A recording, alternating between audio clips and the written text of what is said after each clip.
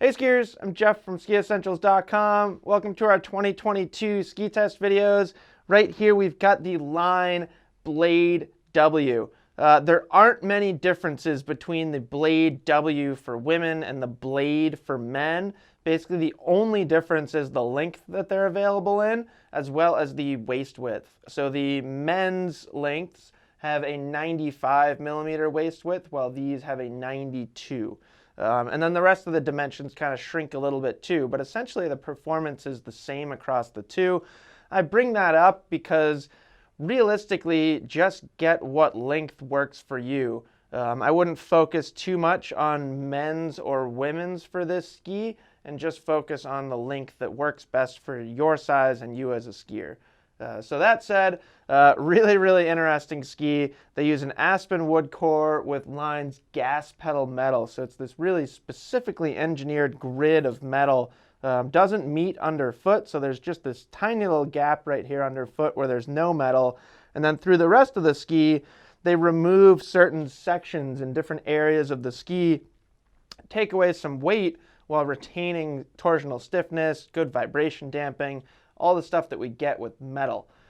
So a good way to think about these skis is it's kind of Line's take on a carving ski. And if you take Line's history and Line's heritage and think about how that would affect a carving ski, this is pretty much what you get.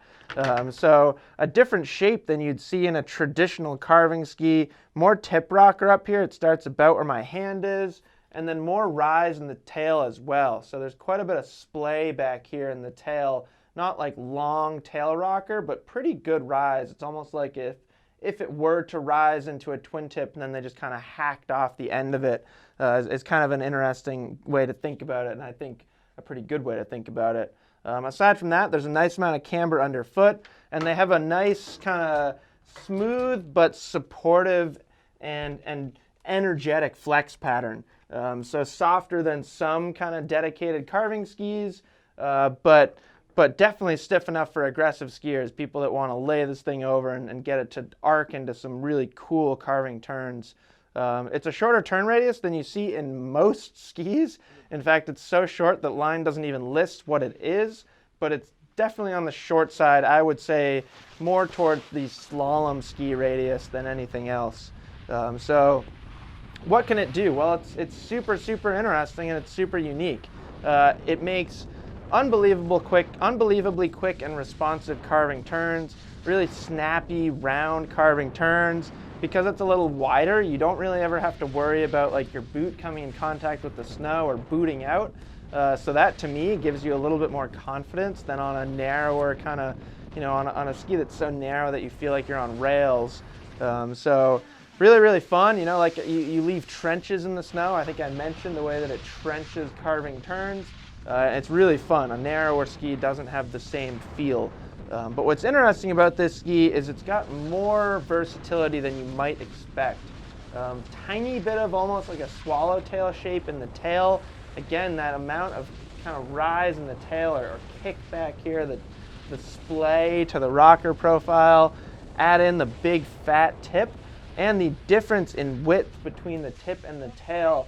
And it's more maneuverable than you might think. So it'll carve, but you can also kind of slash and smear and play.